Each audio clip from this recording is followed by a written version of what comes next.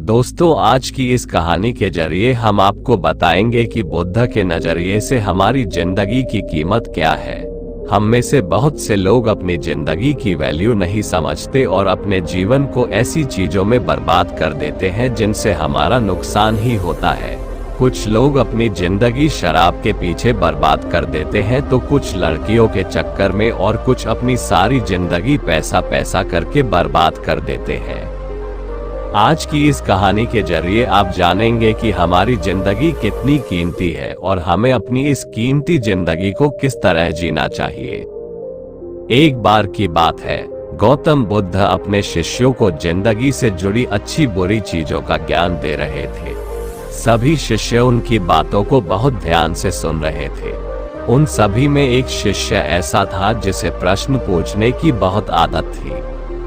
वो उठकर गौतम बुद्ध के पास गया और उनसे बोला, आप हमें जिंदगी के बारे में जो कुछ सिखा रहे हैं उस सब का क्या फायदा, क्योंकि हम में से बहुत से बच्चों को ये भी नहीं पता कि हमारे जीवन का मूल्य क्या है और ये जीवन हमारे लिए कितना कीमती है। पहले आप हमें ये बताइए कि इस जीवन का मूल्य क्या है। अपने शिष्य की बात सुनकर गौतम बुद्ध अपने कक्ष में गए और एक चमकता हुआ पत्थर का टुकड़ा लेकर आए। वो टुकड़ा उन्होंने अपने शिष्य को दिया और बोले, मैं तुम्हें इस जीवन का मूल्य तब बताऊंगा जब तुम इस पत्थर का सही मूल्य पता लगा कर आओगे। साथ ही ये ध्यान रखना कि तुम्हें ये पत्थर का टुकड़ा किसी को बेचना नहीं है। गौतम बुद्ध की बात मानकर वो शिष्य बाजार की तरफ चला गया।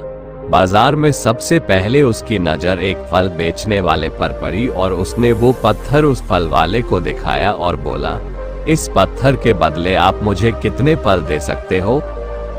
फल वाला बोला, ये पत्थर कुछ खास तो नहीं है, लेकिन फिर भी इसके बदले में तुम्हें 10 केले दे सकता हूँ। वो शिष्य उस पत्थर को लेकर आगे चला गया।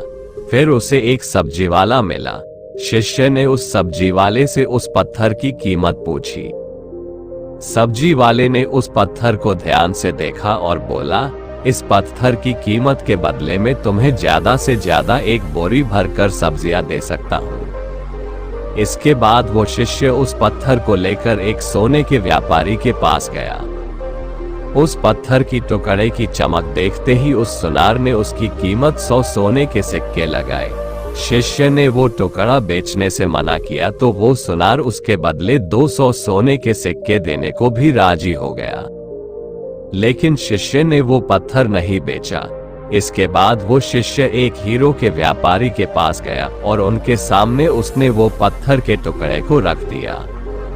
उस पत्थर को देखते ही हीरो के व्यापारी ने एक साफ कपड़ा बिछाया, उस पत्थर को उसके ऊपर रखा, फिर उसकी परिक्रमा की और हाथ जोड़कर उस पत्थर को कपड़े में लपेटते हुए वो बोला, तुम जिसे मामूली पत्थर समझकर उसकी कीमत पूछ रहे हो, असल में ये एक बेशकीमती रूबी है।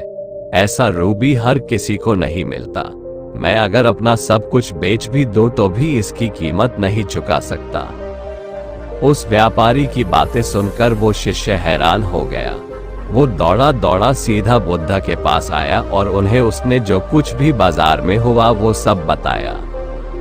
उसकी अचरज भरी बातें सुनकर गौतम बुद्ध बोले, तुम्हारे सवाल का जवाब इस रूबी की कीमत में ही छिपा है। हमारा जीवन भी एक रूबी है। रूबी की तरह ये भी बेशकीमती है, लेकिन हम इस बात को हमेशा नजरअंदाज करते हैं और अपने जीवन का मूल्य नहीं समझते।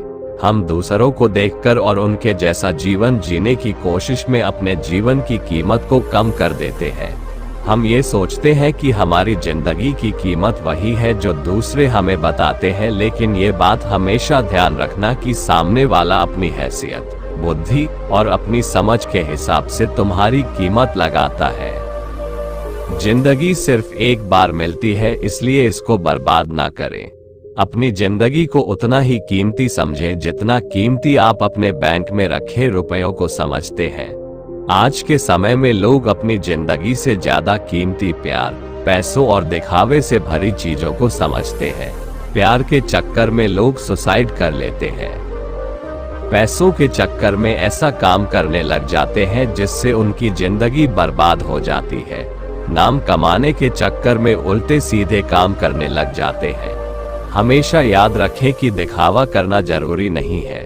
प्यार दोबारा मिल सकता है, पैसा फिर कमाया जा सकता है, लेकिन जिंदगी को फिर से पाया नहीं जा सकता। इसलिए अपनी इस बेशकीमती जिंदगी को अच्छे से जिए, हर पल का आनंद लें। कभी ये ना सोचें कि आप इस दुनिया में किसी काम के नहीं हैं। ना कभी ये सोचें कि आपकी जिंदगी व्यर्थ है। आपके होने या ना होने से कुछ फर्क नहीं पड़ता। जब भी ऐसे नेगेटिव विचार आपके मन में आए तो खुद को बस ये याद दिलाएं कि जीवन एक रूबी है और ये बेशकीमती है। तो दोस्तों, कैसी लगी यह गौतम बुद्ध की कहानी? आशा करता हूँ कि आपको कुछ सीखने को जरूर मिला होगा और इस कहानी की प्रेरणा से आपका जीवन अवश्य बदल जाएगा।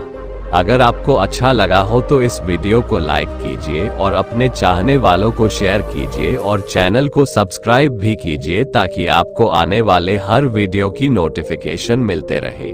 धन्यवाद।